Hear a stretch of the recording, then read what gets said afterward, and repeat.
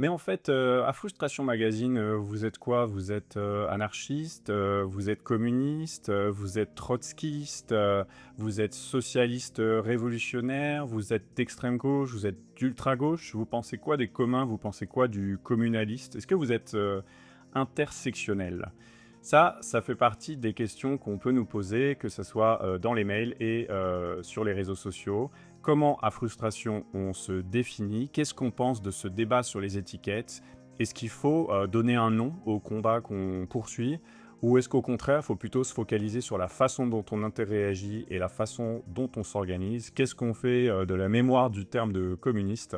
La mémoire un peu lourde, ben, on en parle dans cette vidéo.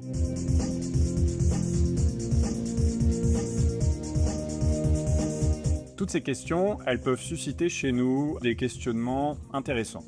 Donc en fait, ces questions-là ne sont pas inutiles, mais peut-être qu'il ne faut pas leur accorder tant de place que ça. Mais à quel point?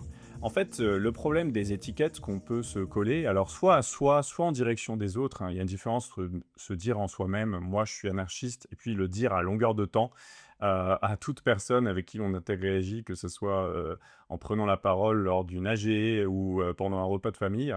Bon, la différence évidemment, c'est quel effet on fait sur les autres. Quel effet on cherche à faire sur les autres? Ça, c'est une vraie question qu'on doit se poser, quand on essaie de trouver ces étiquettes-là. Et puis ces étiquettes, ces façons de se définir, qu'est-ce qu'elles disent du projet qu'on poursuit? Et le terme projet lui-même, hein, tout le monde notera que c'est un terme qui est très investi d'un certain sens capitaliste, donc plutôt en fait quelle perspective politique, sociale, économique, on espère. Donc ces termes-là, ils peuvent être intéressants pour ça. Mais ils sont dangereux parce que c'est des termes qui peuvent être identitaires. Comme tout terme un peu identitaire, c'est à la fois des choses qui peuvent, rassembler, parce qu'ils vont donner un sens, une direction commune, des gens qui vont partager des idéaux et puis en même temps, c'est des termes qui vont mettre à distance, qui vont exclure. Ils vont exclure pourquoi? Parce que ça va exclure les gens, pour qui, par exemple, ces termes ne font pas référence à grand-chose.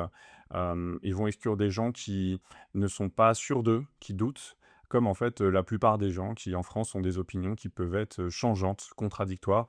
Et nous, c'est à toutes ces personnes changeantes et contradictoires qu'on essaie de s'adresser à Frustration Magazine, en essayant d'avoir une posture antidogmatique. Et antidogmatique, ça veut dire, bah, on essaie de parler avec vous d'égal à égal, on parle avec vous d'égal à égal, sans penser que nous, on détient, forcément une vérité supérieure, même si, bah, il y a une série d'analyses, et de visions des choses, bah, qu'on aimerait bien, pouvoir partager avec vous parce qu'il nous semble que les connaître, nous permettrait de sortir d'un certain nombre de situations, bah, désagréables, voire tragiques sur le plan individuel comme sur le plan collectif.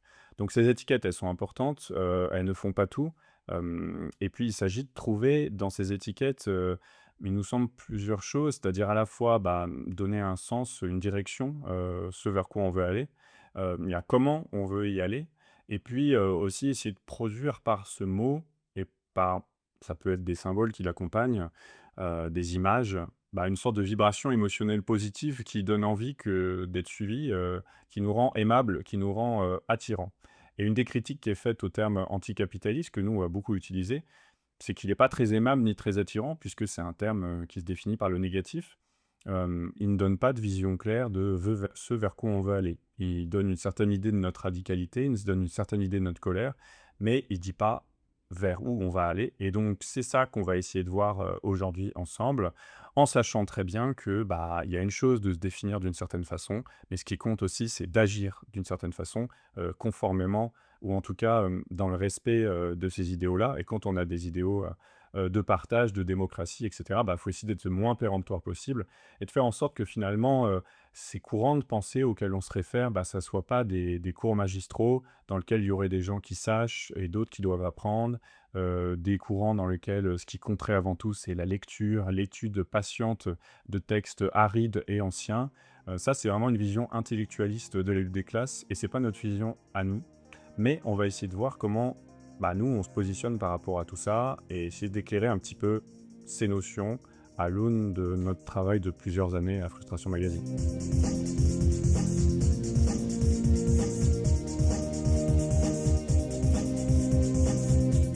Le terme de gauche, il est omniprésent dans le débat politique, mais aussi sur les réseaux sociaux.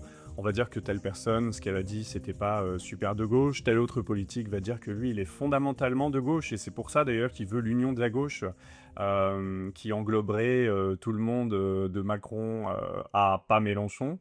Et en fait, le terme de gauche, souvent, il fait débat. Nous, par exemple, quand on va faire un article qui va s'appeler Pourquoi la gauche trahit et comment l'en empêcher, il y a des gens qui vont nous dire mais non, les gens dont vous parlez, à savoir les écolos et le PS, ils sont pas de gauche.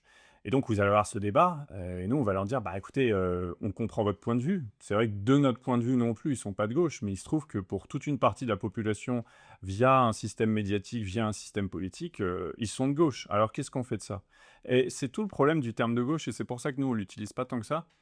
C'est que le terme de gauche, il est insatisfaisant, mais intrinsèquement, pas simplement parce qu'il a été dévoyé, comme on dit souvent. En fait, il a toujours été insatisfaisant, le terme de gauche. Parce que c'est un terme qui est relatif. En fait, on est de gauche relativement à la droite. On est de gauche, on a une position de gauche relativement à une autre position. Et ça existe depuis la Révolution française. En France, en tout cas, dans la façon dont on utilise le terme droite et de gauche, ça vient de les députés de l'Assemblée nationale qui voulaient limiter fortement les pouvoirs du roi, ils se sont mis à gauche du président de la séance, et ceux qui voulaient maintenir le pouvoir royal, ils se sont mis à droite. Et on voit que finalement, à la base, c'est juste un débat, entre guillemets, sur la monarchie, un débat institutionnel, mais évidemment que dans ce débat institutionnel, il y avait tout un tas d'autres choses qui étaient charriées, le rapport aux traditions, le rapport aux hiérarchies, et donc effectivement, le clivage droite-gauche, il est quand même utile, il joue un grand rôle dans notre histoire politique. C'est-à-dire que, il y a des questions sur lesquelles on va avoir un positionnement de droite. Par exemple, si on est plutôt du côté du statu quo, du côté des traditions, du côté de maintenir les hiérarchies, ça, c'est sur les questions, on va dire, de société. Et puis à côté de ça, une vision de gauche qui est, on donne plus de liberté aux individus pour se définir eux-mêmes, dans la limite de la liberté des autres, et cetera. À côté de ça, sur les questions socio-économiques, ça a l'air un petit peu inversé a priori, c'est-à-dire qu'on va dire la droite, ça va être ceux qui défendent la libre entreprise, tandis que la gauche défend la régulation. Mais en fait, ça c'est un peu un piège, hein. En réalité, la droite, ce qu'elle défend, c'est la classe bourgeoise et elle le défend de tout un tas de façons. Ça peut être par plus de régulation, ça peut être par plus de protectionnisme ou alors ça peut être quand ça l'arrange, plus de libre-échange, et cetera. Bon, et la gauche, traditionnellement, elle défend, les classes travailleuses. Mais notamment par, l'intervention de l'État ou, la socialisation de l'économie. Mais en fait, vous voyez bien, quand j'énonce ça, on se rend compte que ça reflète plus trop, les positions de gauche à l'heure actuelle. Qu'en fait, actuellement, sur, les partis de gauche, par exemple, ceux qui, font encore référence à la lutte des classes, ils sont très peu. C'est ce qu'on appelle principalement, l'extrême gauche. D'autres vont y faire référence, plus indirectement, comme la France insoumise. La France insoumise, elle est décrite par les médias comme d'extrême gauche, hein, par moment, ou de gauche radicale.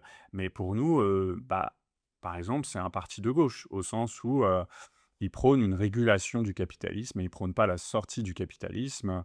Il prône un changement institutionnel, mais pas la fin de la démocratie représentative, par exemple. Donc en fait, bah, ce qui est de gauche ou ce qui est de droite, ça dépend de quelle est votre propre position. Évidemment que pour un éditorialiste du Figaro, pour Vincent Bolloré, la France insoumise, l'attaque Zuckman microscopique, c'est vraiment les soviets. Mais pour nous, évidemment, qui nous situons pas dans la même classe sociale qu'eux et qui avons des idées différentes, bah, ça nous semble au contraire très modéré. Donc en fait, ce terme, il est relatif, il est insatisfaisant, il peut être utilisé et il est tout le temps utilisé, et ça, on l'a dénoncé à maintes reprises, mais quand des gens prétendent faire l'union de la gauche avec des partis qui sont en réalité proches du macronisme, bon, bah, c'est pas l'union de la gauche, c'est l'union de celles et ceux qui se réclament de gauche pour des raisons politiciennes.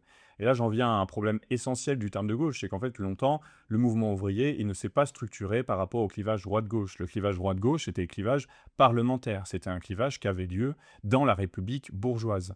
Donc, pour toute une partie des classes dominées, en tout cas dans le mouvement ouvrier, qui en était sa faction la plus politisée, bah, il n'y avait pas besoin de ce clivage-là, ça ne les regardait pas. Ce qui compte pour le mouvement ouvrier français jusqu'au début du XXe siècle, c'est d'abord un clivage de classe. Et ce clivage de classe, c'est resté une dimension importante de notre vie politique et sociale jusqu'aux années 80 en réalité. C'est-à-dire que bah, ce qui comptait, c'était pas tant est-ce que tu disais de droite ou de gauche, mais c'était à quelle classe sociale tu appartenais et quelle classe sociale tu défendais.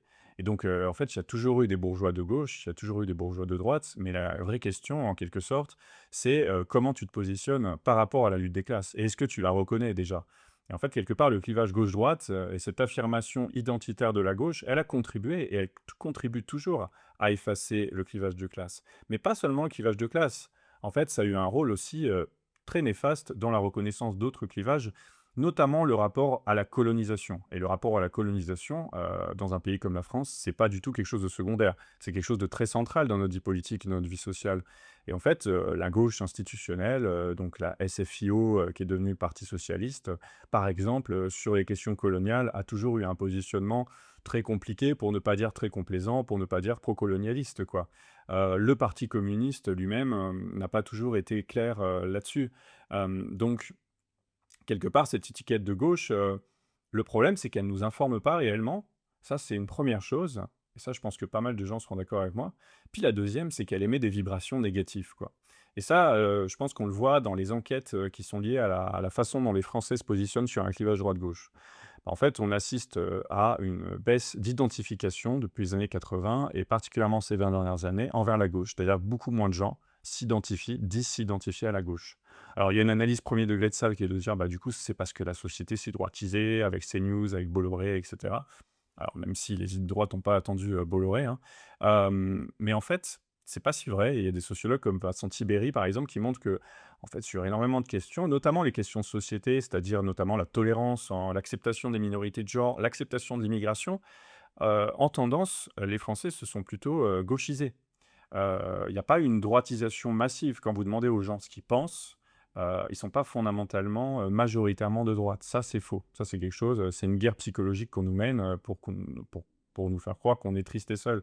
Mais en fait, c'est pas si simple. Par contre, ce qui est vrai, c'est que l'identification à la gauche, elle diminue et ça, on peut le comprendre. C'est-à-dire que non seulement ça nous informe de moins en moins de quels sont les clivages, qui existent dans la société, mais en plus, bah, ça nous rappelle des mauvais souvenirs, quoi. C'est-à-dire que, le pays a quand même été, cassé, par, 2 partis principaux, la droite, et le PS. Et en fait, ce qui est formidable avec le PS, c'est qu'il a une sorte d'ardoise, qui est effacée, toutes les 2 semaines, par un système médiatique, par un système politique, par des forces, plus ou moins alliées qui sont quand même très complaisantes, avec lui et qui fait qu'en fait, on oublie toujours ce qu'est le bilan du PS depuis Mitterrand et ce qu'était le bilan du PS même avant, hein, quand il était la SFIO, c'est la répression des grandes grèves en 1949. Ça, c'est un truc que tout le monde a oublié, mais c'est un ministre de l'Intérieur socialiste qui a réprimé ces grèves-là. Euh, Bref, on vous l'a montré plusieurs fois dans Frustration Magazine, on fait ces petits rappels historiques qui ne sont que des rappels historiques, mais tout ça pour dire qu'à force, le terme de gauche, ça a une vibration négative. Cette vibration négative, c'est pour beaucoup de gens, être de gauche, c'est avoir des belles idées, mais faire exactement l'inverse. C'est, vouloir, le partage, mais, se comporter mal, avec les gens, être un patron, toxique, avoir un rapport de domesticité avec, des personnes issues d'immigration, c'est, voilà, c'est se dire, voter PS, mais en fait, être tout à fait pour, la méritocratie, pour, des études, qui excluent, ignorer complètement les violences de l'institution scolaire, défendre, un de ses amis quand il est accusé d'agression sexuelle et cetera.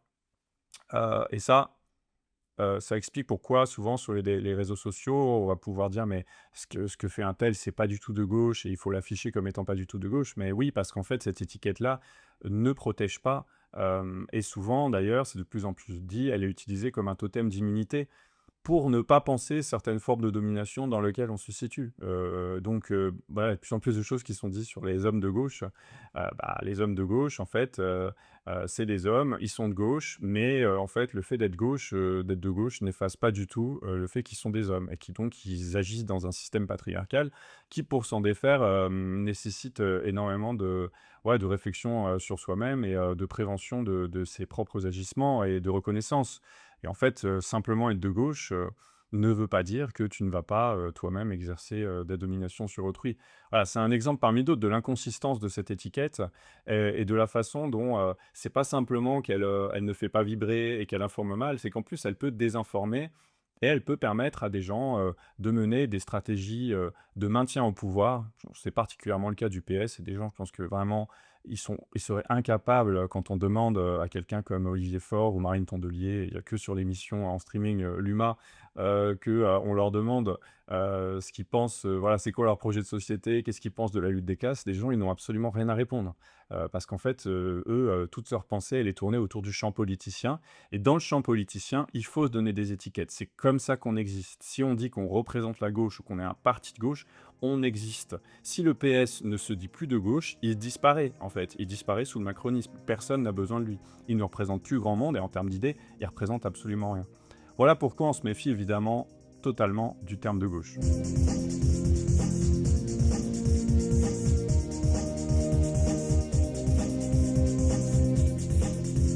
Bon, alors là, à ce stade de la réflexion, la plupart des gens, beaucoup de gens nous disent, mais dans ce cas-là, vous êtes communiste. Et au moins, communiste, ça résout un certain nombre de problèmes. Et c'est vrai, en fait, le terme de communisme, contrairement au terme de gauche, c'est pas un terme qui est relatif, hein. On n'est pas communiste par rapport à quelqu'un, on est communiste. Et être communiste, ça veut dire techniquement un certain nombre de choses assez claires.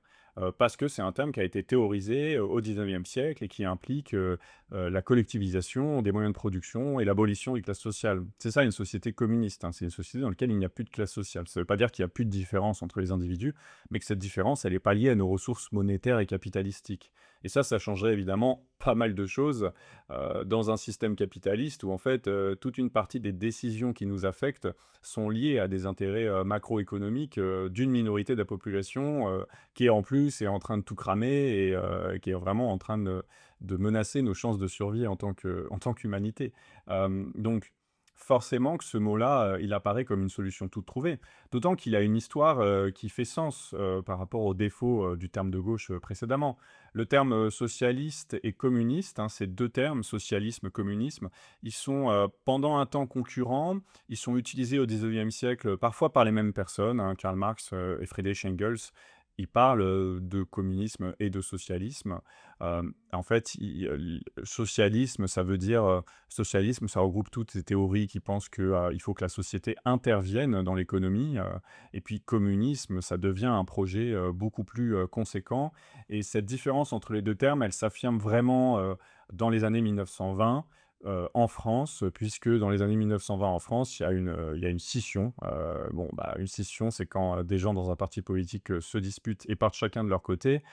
Cette scission, qui est un peu la mère de toutes les scissions en France, c'est la scission de la SFIO, hein, la section française de l'Internationale ouvrière, qui se scinde en deux, et toute une partie de la SFIO devient le Parti communiste français. Et donc en fait, dans les années 20, donc après la Première Guerre mondiale, qui a été quand même une boucherie pour la classe ouvrière, et qui a en fait rompu toute une partie des velléités révolutionnaires qui existaient aux États-Unis, en France et dans énormément d'autres pays du monde. Eh bien, vous avez les socialistes, ça va être ceux qui sont partisans d'une action plus progressive pour changer le capitalisme, hein. Ça va être une action, comme on dit, réformiste, c'est-à-dire qu'on va obtenir des réformes petit à petit. On ne va pas aller directement à la confrontation avec la bourgeoisie. Le communisme, évidemment, c'est pas la même chose, c'est une différence aussi stratégique. Mais dans les deux cas, à ce moment-là, c'est des gens qui prétendent vouloir aller vers la même chose, c'est-à-dire la fin du capitalisme. Ça a bien changé, puisque maintenant, le parti dit socialiste, c'est pas du tout un parti qui revendique la fin du capitalisme.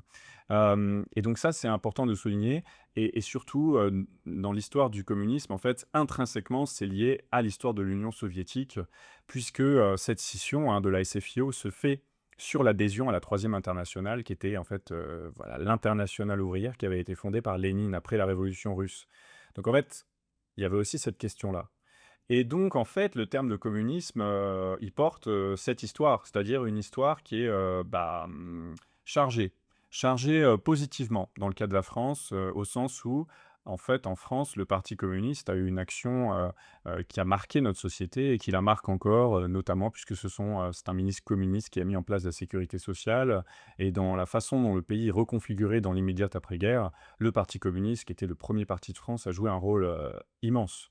Donc en fait, c'est lié à des émotions assez positives de ce point de vue-là. Mais il y a un autre gros problème, c'est que le terme communiste, ailleurs dans le monde, n'a pas cette connotation.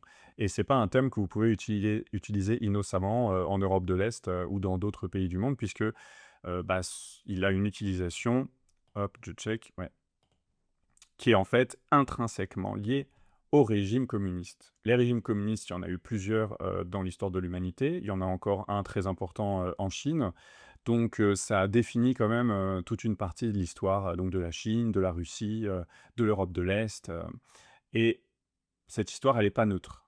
Donc là, que faire de cette histoire?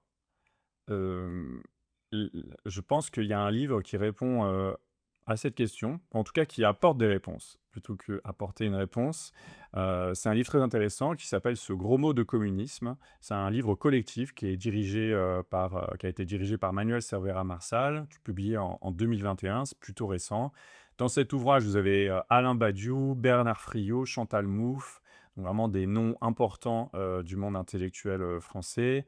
Irène Pereira, Michel Pinson-Charlot, Monique Pinson-Charlot, évidemment qu'on adore, Slavoj Zizek ou encore Françoise Vergès, qu'on adore aussi à Frustration Magazine. Et donc, la question qu'on leur pose dans ce livre, c'est: est-il possible et souhaitable de réinvestir le signifiant communiste? Donc là, on est vraiment dans la question qu'on se pose. Bon, et en fait, il y a des auteurs qui répondent par l'affirmative. Ils disent: «Bah, écoutez, c'est le terme le plus clair et surtout, par rapport au terme concurrent, il y a pas photo». Le terme socialiste, il porte un contenu qui est devenu absolument flou, absolument vague. Le terme de gauche, c'est pareil. Donc Friot, Badiou, les Pinson-Charlot, Zizek, eux, ils disent que oui, c'est un terme à réinvestir, évidemment.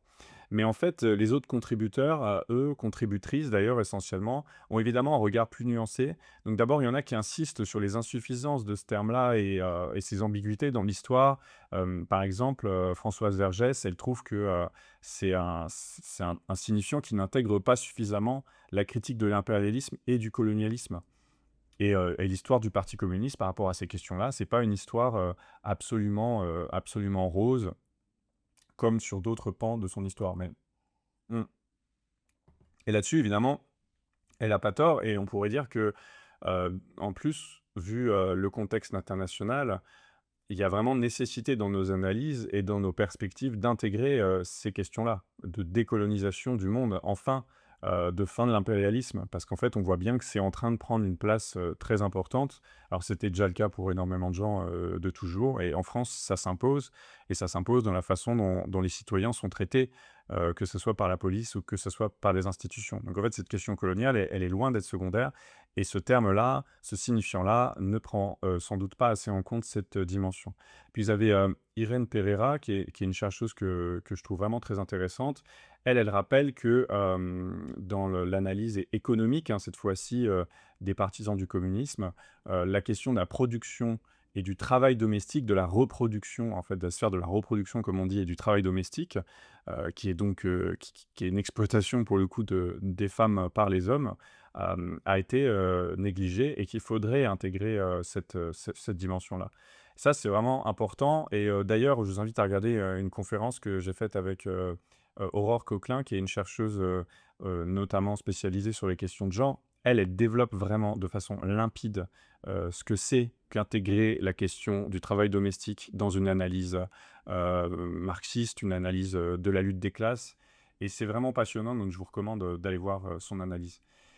Voilà, le problème, ensuite qui est soulevé, il est soulevé par, l'historienne Sophie Vanish. Elle dit, un truc que j'ai trouvé, important. Elle dit: «Bon, bah, le problème, c'est que», Sophie Vanish, elle est historienne de la Révolution française, et elle dit: «Le problème, c'est l'histoire du communisme, dans le monde, qui est une histoire qui est faite de régimes, autoritaires, totalitaires».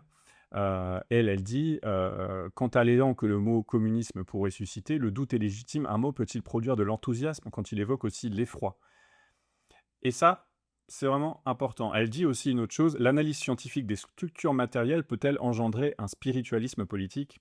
Là encore, elle fait référence au fait que le marxisme et le communisme tel qu'il est, pratiqué, tel qu'il est enseigné, bah, d'ailleurs de façon assez froide et scientifique, heu, peut-il engendrer un spiritualisme politique? C'est-à-dire, bah, une façon de se projeter en tant que communauté, en tant que société, en tant qu'individu, dans un futur, désirable, qui donne du sens à nos vies, en fait, hein, parce que c'est aussi ça, les idées politiques et les signifiants. Un endroit où on se sente une place et où on sente que notre existence a un sens. C'est tout ça aussi. Et ça, je suis assez d'accord avec elle. C'est-à-dire que le marxisme tel qu'il est pratiqué, il est assez froid. Nous, on en fait souvent la critique, quoi. C'est-à-dire que c'est devenu une science, qu'on peut étudier, qui nécessite un capital culturel, qui nécessite une certaine froideur d'analyse, où on exclut souvent les sentiments. Ça, c'est une première chose et puis bon, la deuxième chose, hein, qu'elle souligne, c'est le problème de l'impact de cette histoire sombre du communisme. C'est-à-dire qu'on a eu des régimes qui ont, étatisé l'économie, à défaut de la socialiser et où, il y a une chose qui est pas souvent dite et moi je trouve, que c'est important de le dire. Mon problème, moi, avec le terme communisme, c'est pas simplement, la question de la suspension des droits politiques. Parce que souvent le débat, il va se focaliser là-dessus en disant: «Bah, c'était pas des démocraties, au sens pas des démocraties représentatives, bourgeoises. Il y avait pas de liberté d'expression, il y avait une répression, très forte». Tout ça, c'est évidemment réel. Mais il y a autre chose, qui est problématique par rapport à la théorie elle-même, c'est que, en fait, il y a pas eu d'abolition des classes sociales et les travailleuses et les travailleurs, en Union soviétique, notamment, étaient pris dans un système très hiérarchique, très répressif, où en fait, la production n'était pas du tout, socialisée, n'était pas du tout collectivisée. Elle était confiée à une classe, de bureaucrates. Donc ça, que ça soit la suspension des libertés et l'action de la liberté, c'est pas rien. En fait, moi, j'ai l'impression que quand on met ça de côté, on met de côté le fait que, l'aspiration à la liberté, ça a toujours été un combat aussi du mouvement ouvrier, face à des institutions patronales répressives, qui faisaient de vous un numéro, qui font de vous un numéro. Bah, c'était la même chose sous le communisme, quoi. Et ça, je pense que c'est aussi lié beaucoup au fait que les versions du communisme qu'on a connues, c'était des versions étatiques. C'est-à-dire des versions où on confiait, la production à un pouvoir politique central. Hem et ça, c'est quand même, une certaine version du communisme. C'était pas la seule tradition qui existait dans le mouvement ouvrier. Il y avait des traditions qui étaient beaucoup plus libertaires, qui voulaient, confier la production vraiment aux travailleuses, aux travailleurs, aux sociétés elles-mêmes, qui voulaient qu'on soit à la fois égal et libre. Et en fait, la tradition communiste, telle qu'elle s'est concrétisée, bah, ni elle a généré d'égalité, mais admettons, c'est ça qu'elle a mis sur le devant de la scène, mais par contre, la question de la liberté a été complètement secondaire. Et je pense que non seulement ça produit une mémoire traumatique, parce que, bah, c'est quand même pas rien, les camps de prisonniers, les goulags, tout ça a existé réellement. C'est quand même des choses à prendre en compte. On peut pas les balayer d'un revers de main. C'est pas simplement les conséquences, d'une propagande éhontée, même si évidemment que la propagande bourgeoise a énormément insisté sur ces aspects-là. Évidemment que la question des morts du communisme, c'est quelque chose qui vous est tout le temps, répondu, sur les réseaux sociaux quand vous invoquez des idéaux égalitaires. Donc évidemment que ce problème est mis en épingle, mais en même temps, on peut pas, si on est honnête avec soi-même, si on fait preuve de bonne foi, on peut pas, le balayer du revers de la main. Et j'ai envie de dire que souvent, celles et ceux qui le balayent du revers de la main, c'est que finalement, ils trouvent ça pas si grave. Et que cette idée qu'au nom d'idéaux politiques, on peut en enfermer d'autres gens, ou en tout cas, qu'on peut les faire taire, on peut les mépriser, on peut les déshumaniser, c'est quelque chose qui existe aussi au sein de la gauche, française, quoi. Et je veux dire, on en voit des manifestations, sur, la façon dont les gens peuvent se parler, peuvent se mépriser, que sur les réseaux sociaux comme ailleurs ou dans les réunions politiques. On voit qu'il y a quand même cette, ouais, il y a une tentation autoritaire, quand on est, communiste, quand on est d'extrême gauche, qui est de penser que, d'abord, la fin justifie les moyens, que nos idéaux valent, n'importe quelle, action et puis qu'on a quand même raison contre des masses, potentiellement incultes et aliénées. Et évidemment, c'est pas du tout là-dedans que nous, on se place à Frustration Magazine. On n'est pas du tout dans cette vision-là de l'humanité. Moi, j'ai l'impression qu'en fait, si on reprend le terme de communisme tel quel, moi, vraiment, mon sentiment, et je crois qu'il est partagé par l'équipe de Frustration Magazine, c'est le reprendre tel quel, c'est faire comme s'il n'y avait pas d'analyse critique à faire de ce qui s'était passé. Hem, Comme s'il n'y avait pas eu d'échec monumental, de ce signifiant, comme s'il n'y avait pas un bilan humain effroyable, et ça me pose évidemment problème parce que je pense qu'il faut faire ce bilan-là. Il faut faire ce bilan-là, pas simplement pour un devoir de mémoire, pas simplement pour, faire des cours d'histoire, qui soient objectifs, c'est pas ça le but, c'est ne pas reproduire ces erreurs-là. Savoir ce qui a merdé dans cette histoire, en fait, parce que ça a merdé et dans les grandes largeurs. Et donc comment on fait qu'est-ce qu'on essaie d'identifier? Nous, c'est vrai qu'on identifie plusieurs choses. D'abord, la croyance démesurée dans l'État. C'est-à-dire que, ces traditions communistes-là, telles qu'elles se sont concrétisées, ont confié tous les pouvoirs à des États centralisés. Il y a très peu d'expériences appliquées du communisme qui, par exemple, ont confié le pouvoir aux travailleurs. Réellement le pouvoir aux travailleurs et pas simplement de façade avec de la grande propagande qui mettait en avant le pouvoir du travailleur. Non, vraiment qui l'ont confié. En fait, il y a eu des expériences en Yougoslavie. Et ces expériences ont été relativement éphémères et le régime yougoslave était lui-même un peu une exception dans l'environnement des régimes communistes. Donc, il nous semble aussi que, il faut essayer de retrouver toutes ces traditions du mouvement ouvrier qui ont été complètement mises de côté, les traditions, anarcho-syndicalistes, c'est-à-dire l'idée que, voilà, c'est aux travailleuses et aux travailleurs de s'émanciper eux-mêmes et pas à une avant-garde éclairée, déconnectée mais sachante, de prendre les décisions, pour elles et pour eux. Et ça, c'est quelque chose qui est aussi très important dans notre façon de travailler, dans notre façon de nous exprimer, à frustration. Et pour finir, hein, sur le mot communisme, en France, on a un problème, c'est que, bon, bah, il y a cette mémoire lourde du communisme et puis, il y a cette mémoire ennuyeuse du communisme qui est liée au Parti communiste français lui-même. Et ça, on l'a dit à propos du mot socialiste, hein, je l'ai dit à propos du mot socialiste, ça évoque le Parti socialiste. Bah, le mot communiste, ça évoque le Parti communiste français. Et le Parti communiste français est devenu un satellite de la gauche bourgeoise, en fait pleinement partie. C'est un parti qui ne tient que par ses symboles, qui, évidemment, localement, compte des tas de gens intéressants, mais qui, au niveau national, a eu un continue d'avoir un secrétaire général qui n'existe que parce qu'il plaît à la bourgeoisie et que parce qu'il amène, des débats et des polémiques, qui vont dans le sens des intérêts de la bourgeoisie et donc, en fait, le terme communiste, une fois dit tout ça, il a un bilan qui suscite, enfin moi je dirais que c'est un signifiant qui peut susciter de l'effroi et comme disait Sophie Vanish et puis moi je pense aussi beaucoup d'ennui et donc il faut lutter contre cet effroi et cet ennui, cette froideur, ce culte aussi des traditions qu'on peut avoir aussi à gauche, c'est-à-dire l'idée qu'il faut honorer nos anciens.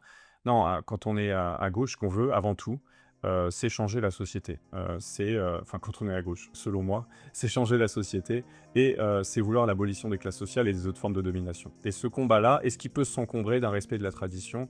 Je n'en suis pas sûr et en tout cas, c'est pas ma priorité.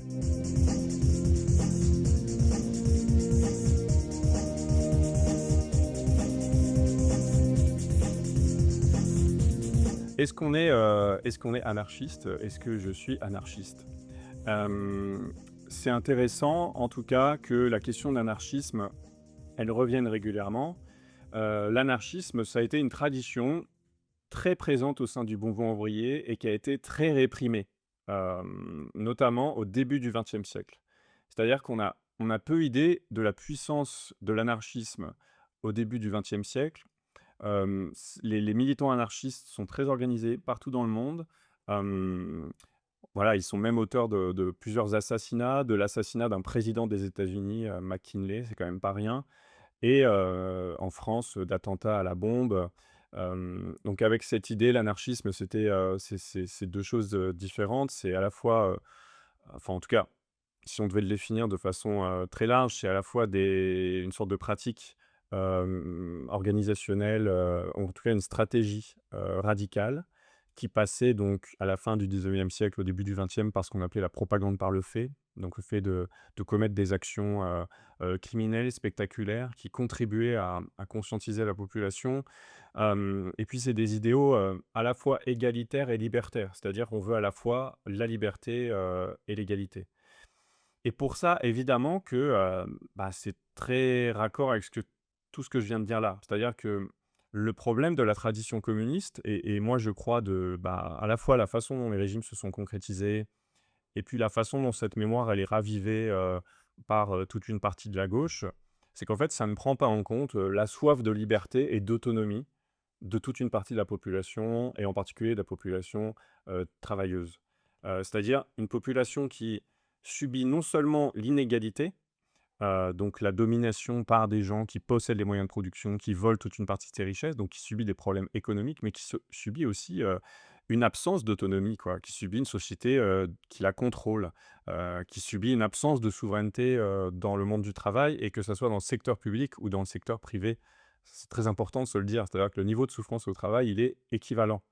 Alors qu'on pourrait se dire que les fonctionnaires et les agents du service public, ne subissent pas, finalement, les assauts, de l'actionnariat privé, le vol de leurs plus-values. Alors on peut dire qu'ils le subissent indirectement étant donné que, toutes ces coupes budgétaires auxquelles on assiste depuis des décennies et particulièrement la dernière décennie, c'est pour permettre à l'État de financer, de subventionner, les actionnaires du privé, de faire payer moins d'impôts, aux plus riches. Donc il y a une forme d'exploitation indirecte qui s'opère sur les agences publiques, mais il y a aussi, des hiérarchies très fortes dans le secteur, public.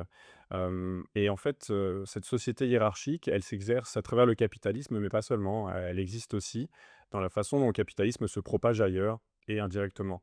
Et donc en fait, cette quête d'autonomie, donc qui est particulièrement vraie dans le monde du travail, qui revient tout le temps, c'est-à-dire, à la limite, laissez-moi faire mon travail, arrêtez de me donner des ordres, arrêtez de me parler comme à un gamin. Moi, je crois que c'est quelque chose de très important et de plus en plus important à mesure que le 21e siècle avance. C'est une revendication de plus en plus forte, cette idée qu'on puisse mener sa propre vie en coopération avec les autres, mais sans être soumis à une puissance, qu'elle soit étatique ou qu'elle soit évidemment, patronale. Hem, Ça, c'est très important et je pense que ça explique je pense que ça explique aussi le désamour, du mot de communisme. C'est l'idée que ça passerait par, ça serait le communisme, c'est une sorte de régime de coercition pour atteindre l'égalité et je pense que, c'est effectivement ce qu'ont été, ces régimes-là, dans un premier temps pour atteindre l'égalité, puis pour maintenir, une, classe dominante, au pouvoir. Nous, ce qu'on croit, en tout cas à Frustration Magazine et du haut de nos analyses, c'est-à-dire à la fois de nos idéaux et de ce qui nous semble être la façon dont la société évolue en France comme ailleurs, c'est que, c'est notre capacité à décrire une société qui combine autonomie individuelle et organisation économique, égalitaire et pas seulement économique, organisation égalitaire, qui permettra de susciter l'adhésion du plus grand nombre. Voilà. Ça, c'est un peu, en tout cas, l'état, de mes croyances en la matière à ce jour et il me semble que c'est, enfin, c'est pas il me semble, c'est la ligne politique de Frustration à ce stade. Ça pourra changer, mais en tout cas, c'est dans cette perspective qu'on se situe et donc à ce moment-là, est-ce que le terme anarchisme serait pas finalement le plus adéquat, étant donné que l'anarchisme, c'est une tradition qui, à la fois promeut l'égalité entre les individus, mais qui essaie de penser aussi des formes de liberté, voire de liberté assez radicales vis-à-vis du groupe. Et ça me semble être, enfin finalement, est-ce que le 21e siècle serait pas plus anarchiste que communiste? Étant donné que, partout dans le monde, on a une baisse, des formes d'organisation collective, coercitive et traditionnelle. C'est-à-dire, la famille, la religion, hem, ces organisations-là, se défont. Alors c'est pas forcément une bonne chose, à court terme pour les individus, hein, je dis pas que c'est absolument une bonne nouvelle. Ça fait, voilà, ça fait qu'il y a énormément de formes de solidarité qui disparaissent au passage. Mais pour autant, en tout cas, c'est l'époque dans laquelle on se situe et peut-être qu'il faut faire quelque chose avec ça. Et puis c'est une revendication forte aussi d'être libre de se déterminer soi-même. Que ça soit, par rapport à sa évidemment à ses goûts, mais, aussi surtout, à son orientation sexuelle, à son genre. Il me semble que cette revendication de libre détermination de soi, vis-à-vis du groupe et en accord avec les autres, c'est quelque chose de très fort et qui est sans doute, reflété par, la tradition anarchiste et la tradition anarchiste, elle aussi, elle se reposait sur, l'existence, c'est-à-dire, des gens qui, dans le mouvement ouvrier, vous aviez, des gens qui tentaient d'échapper aux traditions, qui étaient, la nation, qui étaient la religion, qui étaient des traditions qui étaient promues par la classe bourgeoise pour maintenir, son contrôle, sur eux. Un des exemples de ça et qui est, je trouve un épisode fort de la tradition anarchiste, c'est, le mouvement, des Industrial Workers of the World aux États-Unis, j'en ai déjà parlé. Moi je le trouve intéressant parce que en gros, c'est un syndicat qui avait vocation à réunir, souvent les travailleurs les plus précaires, c'est-à-dire tous les travailleurs qui n'avaient pas de place dans les premiers syndicats officiels corporatistes qui existaient aux États-Unis, qui étaient des syndicats à la fois, en fait, cherchaient d'abord à syndiquer les ouvriers qualifiés et pas les autres et puis qui étaient aussi, qui cherchaient à syndiquer les blancs et pas les autres et les hommes et pas les femmes et les IWW qu'on appelait aussi les Wobblies, eux, ils cherchaient déjà à organiser les autres et puis, ils prônaient en fait, ce qui est intéressant, c'est que la culture Wobblies, qui a marqué du coup le monde ouvrier américain, au début du 20e siècle, elle s'appuyait sur la culture hobo et la culture des hobos, donc c'était ces travailleurs saisonniers qui allaient d'endroit en endroit, avec leurs baluchons. Voilà, ça existe beaucoup dans la culture des chants folk, et cetera, dans certains dessins animés, moi, que je voyais étant gosse. Cette idée de voilà, l'itinérant avec son baluchon sur un bâton comme ça. Et ben, en fait, la culture des Wobblies, elle était adaptée à la culture des robots, c'est-à-dire, une certaine culture de l'autonomie, de la libre pensée, du rejet, du nationalisme. Parce qu'évidemment, ce mouvement, il a été écrasé pendant la Première Guerre mondiale, à un moment où le nationalisme américain, états-unien se constituait très fortement, était utilisé pour réprimer. Et d'ailleurs, c'est grâce à des lois d'exception, ou à cause de lois d'exception plutôt, pardon, que ce mouvement-là et que toute une partie du mouvement ouvrier américain a été littéralement dégommée par le FBI et par la police. Mais voilà, cette idée qu'on s'appuie sur une culture existante et qu'on ne cherche pas simplement à changer les gens pour qu'ils collent à l'idéal de ce qu'on voudrait. Ça, c'est quand même, hein, dans la culture de gauche radicale, il y a un peu ça. Il y a une nostalgie de l'ouvrier communiste des années 50. Et c'est normal parce que c'est aussi une figure qui a été beaucoup écornée. Mais en fait, il faut s'appuyer sur la population, la société telle qu'elle est maintenant, quoi. La classe travailleuse dans sa diversité, dans ses idéaux. Et les idéaux, moi je trouve qu'on voit dans le monde du travail, c'est quand même beaucoup des idéaux de liberté. Et c'est pas pour rien qu'il y a des statuts comme l'auto-entrepreneuriat qui ont autant de succès. C'est qu'en fait, le salariat devient insupportable pour beaucoup de gens. Et donc, il faut peut-être aussi écouter ça et essayer de voir ce que nous, on peut proposer comme discours et comme perspective qui soit adapté à cet idéal-là. Alors après, pourquoi nous, on va pas se dire anarchiste? Là, on revient un petit peu au problème des étiquettes, quoi. C'est-à-dire, il y a des étiquettes qui, à la fois, bah, sont des signifiants qui font que les gens vont vouloir vous rejoindre, et puis il y en a qui vous coupent un peu des autres. Moi, je trouve qu'anarchiste, ça vous coupe un petit peu des autres au sens où c'est quand même quelque chose de très ambitieux. Moi, à titre personnel, si je me dis pas anarchiste, enfin, en tout cas, si je le dis pas publiquement, c'est parce que, pour être anarchiste, faut quand même être, super cohérent, faut quand même rejeter toutes les formes de pouvoir, faut pas les reproduire soi-même, faut lutter en permanence contre le petit patron, le petit flic, qui est dans sa tête. Et moi, je prétends pas que ce soit absolument mon cas. Et c'est un processus qui est long. Et en même temps, j'ai pas envie, que l'anarchisme, ça devienne du développement personnel, quoi. Donc c'est un petit peu compliqué et aussi, comme souvent, c'est un mot qui a des connotations, compliquées. Souvent anarchisme, c'est entendu comme l'absence de pouvoir, donc le chaos, donc le chacun pour soi.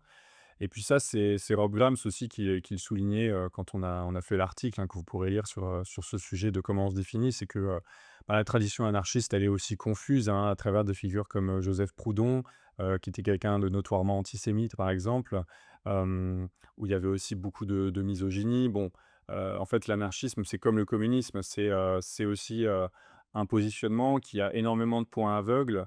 Est-ce qu'il est suffisant pour inclure bah, toutes ces questions, enfin en tout cas une partie des questions qu'on veut porter, qu'on veut incarner. Ça, c'est quand même assez important. Donc, en tout cas, nous, cette idée que le respect de l'autonomie individuelle, sa promotion, c'est non seulement quelque chose d'important pour nous, mais quelque chose qui est très ancré dans la société. Et là, je ferai référence à la dernière tentative de mouvement révolutionnaire qu'on a connu en 2018, ce mouvement des Gilets jaunes. C'est un mouvement qui est contre l'État, contre les bas salaires, contre la vie impossible qui nous est menée. Alors, beaucoup de gens de gauche ont souligné que c'était un peu trop contre l'État. Nous aussi, c'est vrai. Mais pour autant, il faut comprendre aussi le mouvement des Gilets jaunes comme un mouvement qui était aussi très démocratique, quoi, qui portait cet idéal de si on prend les décisions ensemble sans passer par des représentants, alors c'est comme ça qu'on va s'en sortir. Et la revendication phare du mouvement des Gilets jaunes, c'était le référendum d'initiative citoyenne. Et ça, c'est assez anarchiste finalement, cette idée que, qu'on ne doit pas passer par des intermédiaires, qu'on doit faire de l'action directe. Il y a aussi ça dans l'anarchisme, hein, l'idée d'action directe. On se passe de représentants, on se passe d'intermédiaires, on se passe de drapeaux, on descend en bas de chez soi et on s'organise avec les gens qu'on trouve, pour, obtenir, une voix. Et pas seulement une voix, mais pour prendre les décisions. Ça, pour le coup, il me semble que c'est quelque chose qui est pas du tout présent dans l'idéal communiste tel qu'il existe encore, ou qui est un idéal, où on se méfie beaucoup, de ces ambitions, libertaires de démocratie radicale parce qu'on estime, souvent quand même que, les masses vont pas forcément être capables de s'occuper de leurs propres affaires et de mener à bien, le glorieux projet de collectivisation de l'économie. Donc voilà, je pense que c'est important de garder en tête ces perspectives-là.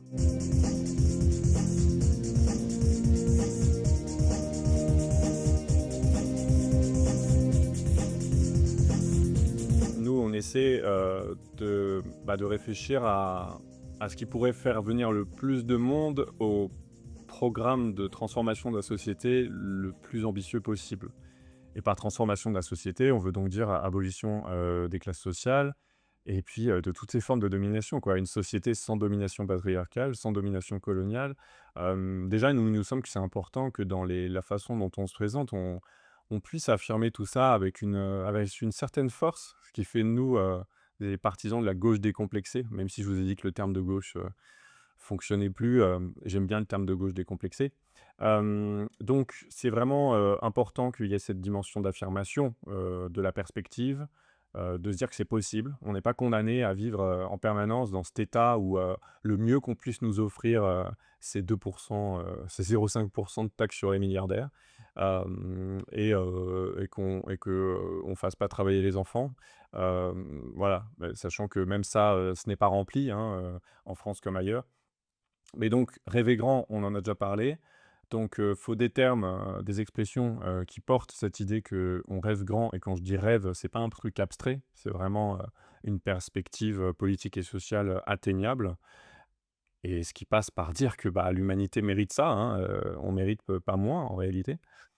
Ça, c'est vrai que c'est fort chez nous et puis, en tout cas, c'est quelque chose qu'on veut fortement porter et puis il y a cette idée, il y a cette idée de la stratégie. On en a parlé, c'est-à-dire, la question de ce qu'on veut et comment on y parvient. Heu les socialistes et les communistes, dans les années 20, 1920 disaient, «On veut l'abolition de la classe sociale», mais ils n'étaient pas d'accord sur comment y parvenir. Finalement, on s'est rendu compte que ceux qui voulaient y parvenir petite touche par petite touche, bah, à force de faire des petites touches et des petites gouttes, bah, à la fin, ils ont juste fait tout l'inverse. Alors du coup, la question du positionnement stratégique est très importante et peut-être que pour le coup, le terme gauche en rend très peu compte, et donc nous, on aime bien dire qu'on se revendique d'une étiquette de révolutionnaire. Alors là, attention, en termes de vibration, la révolution, c'est compliqué. Je pense que ça émet des vibrations négatives et des vibrations positives. Dans la révolution, il y a cette idée de chaos, de chute des institutions, de famine, qui existe, voilà, ça existe. Mais dans cette révolution, il y a aussi l'idée de changement, de renouveau, et qui peut aussi, faire beaucoup de bien. Nous, évidemment, c'est cette idée de changement, on aimerait bien que la révolution, ça soit un truc assez excitant et assez concret.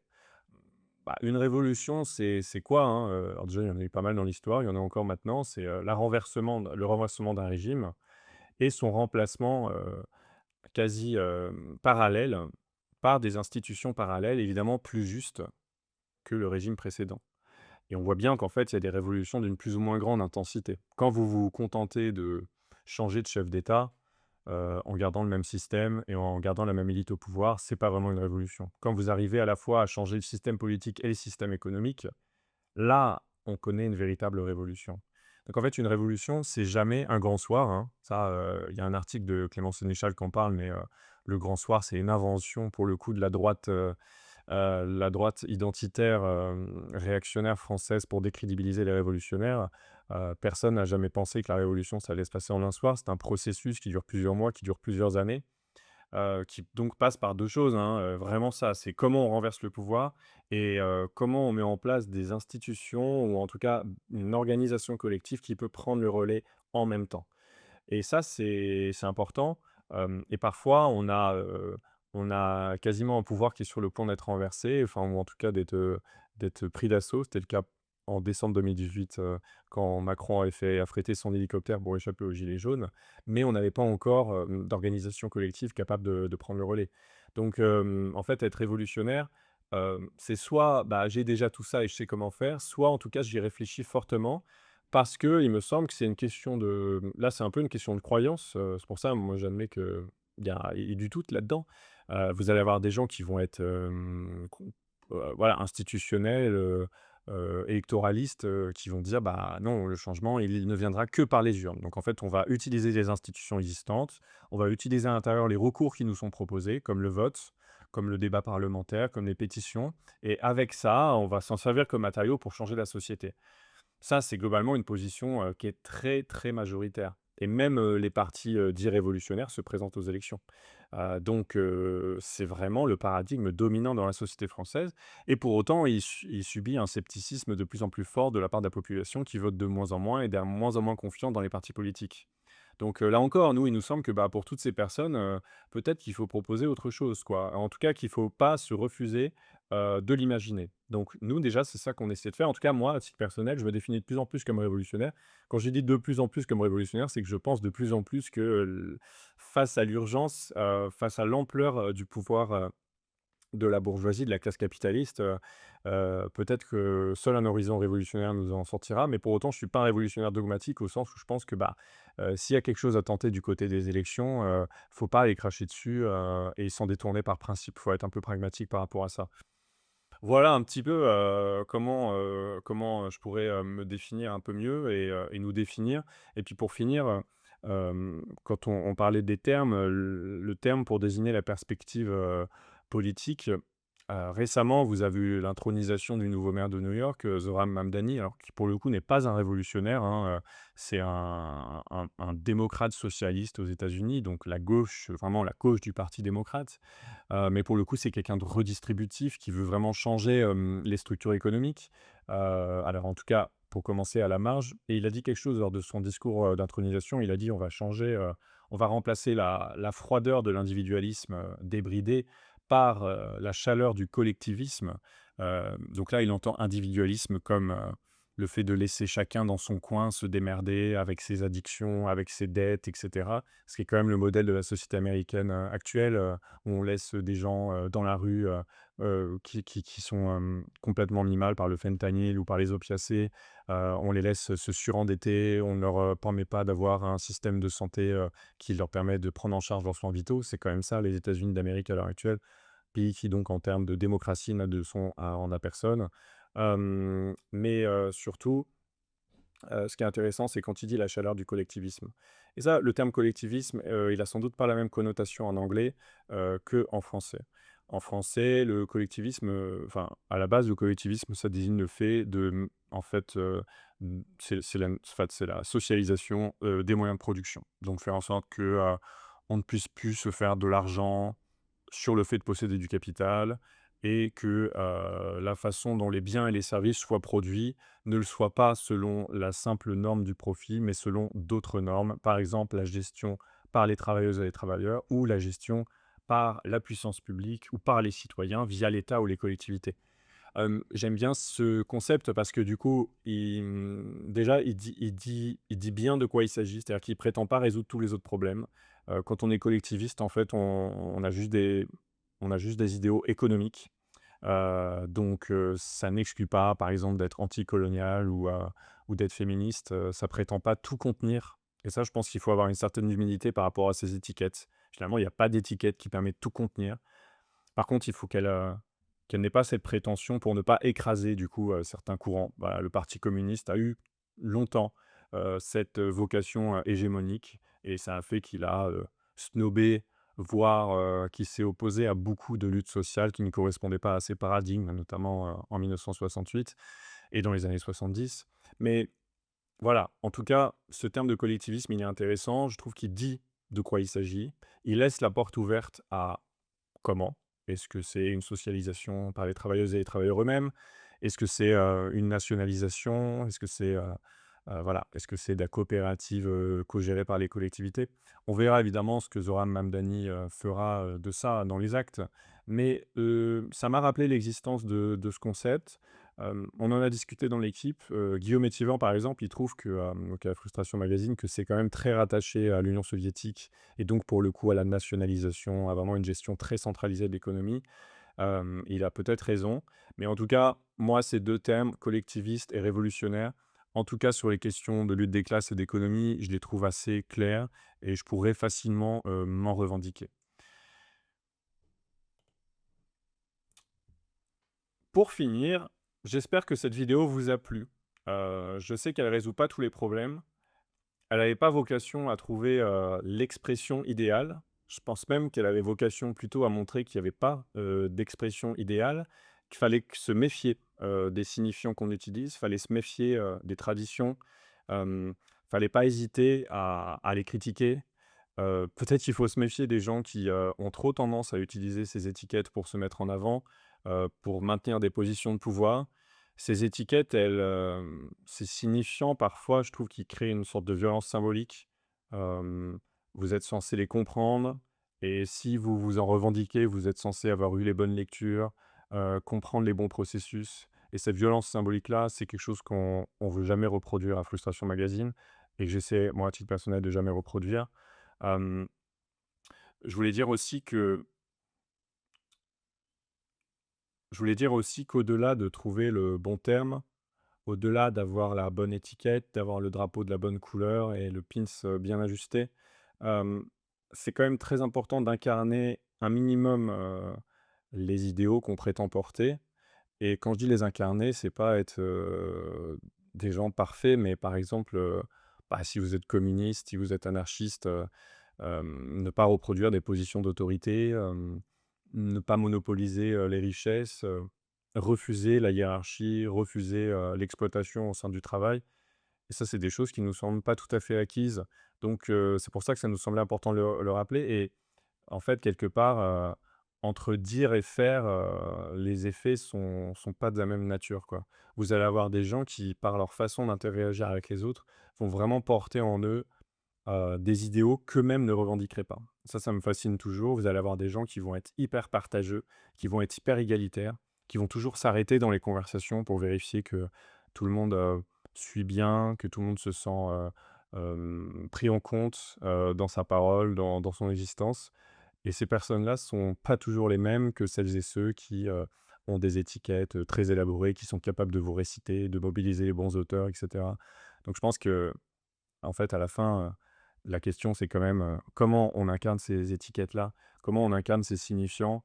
Et la question de comment on suscite de l'aimabilité, du désir vis-à-vis des perspectives, révolutionnaires, qu'on porte, passe aussi beaucoup par cette façon, d'agir. Et j'espère donc que dans cette vidéo, j'ai pas été,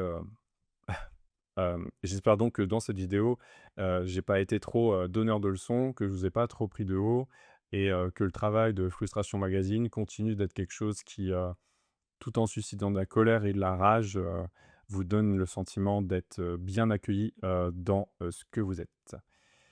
N'oubliez pas que, bientôt sort le prochain numéro papier de Frustration Magazine. Ça sort début février. Ça porte sur la ville, sur la campagne, sur là où on vit. Ça parlera des propriétaires, des multipropriétaires, des petits propriétaires, des bailleurs, de la gentrification, et franchement, à mon sens, c'est le plus beau qu'on ait jamais fait à ce stade, que ça soit sur le plan esthétique, comme, sur le fond. J'ai vraiment hâte que vous l'ayez entre les mains. Voilà, sachez que vous pouvez l'avoir en souscrivant à un abonnement de soutien à Frustration Magazine. Vous êtes actuellement presque 2300 à nous donner chaque mois de l'argent et c'est grâce à vous qu'on est complètement indépendant dans notre financement, puisqu'en fait, vous êtes notre unique source de financement. Merci beaucoup à toutes ces personnes qui nous ont rejoints, ces derniers mois. Vous êtes de plus en plus nombreux. Vous êtes aussi beaucoup à faire des dons ponctuels, ce qui améliore considérablement notre trésorerie et nous permet pour l'année 2026 de voir les choses sereinement, d'augmenter la taille de l'équipe pour pouvoir faire un travail de meilleure qualité et dans de meilleures conditions. Donc je voulais vous remercier pour ça et vous souhaiter une bonne année 2026.